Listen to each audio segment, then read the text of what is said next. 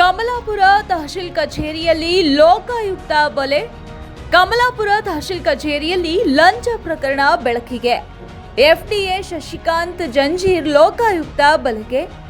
10,000 ರೂಪಾಯಿ ಲಂಚ ಸ್ವೀಕರಿಸುವಾಗ ಸ್ಥಳದಲ್ಲೇ ಬಂಧನ. ಮಾನ್ಯ ಸಿದ್ದರಾಜು ಸಿ ಎಸ್ಪಿ ಲೋಕಾಯುಕ್ತ ಕಲಬುರಗಿ ಮಾರ್ಗದರ್ಶನದಲ್ಲಿ ಕಾರ್ಯಾಚರಣೆ. ಕಿಶನ್ ರಾಥೋಡ್ ಕನವಳ್ಳಿ ತಾಂಡ ಕಲಬುರಗಿ.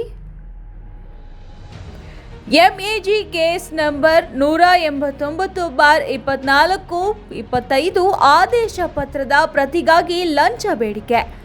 ವರ್ಕ್ ಪೆಂಡೆನ್ಸಿ ನೆಪದಲ್ಲಿ ಹಣಕ್ಕೆ ಒತ್ತಾಯ. ತನಿಖಾಧಿಕಾರಿ ಪಿಐ ಅರುಣ್ ಕುಮಾರ್ ಮುರಗುಂಡಿ ನೇತೃತ್ವದಲ್ಲಿ ಬಲೆ. ಬಣ್ಣದ ನೋಟುಗಳೊಂದಿಗೆ ಆರೋಪಿ ಸ್ಥಳದಲ್ಲೇ ವಶಕ್ಕೆ.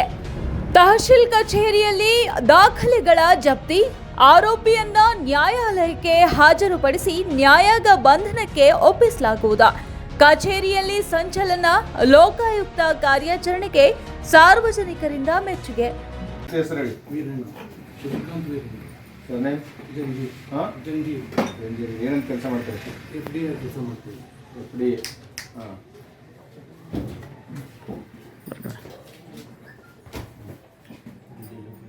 ಅಮೌಂಟ್ ಹೇಳಿದ್ದಾರೆ ಇಡಿ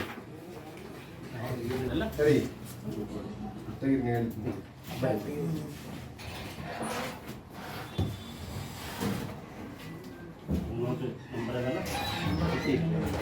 ಕೈ ಓಪನ್ ಮಾಡ್ರಿ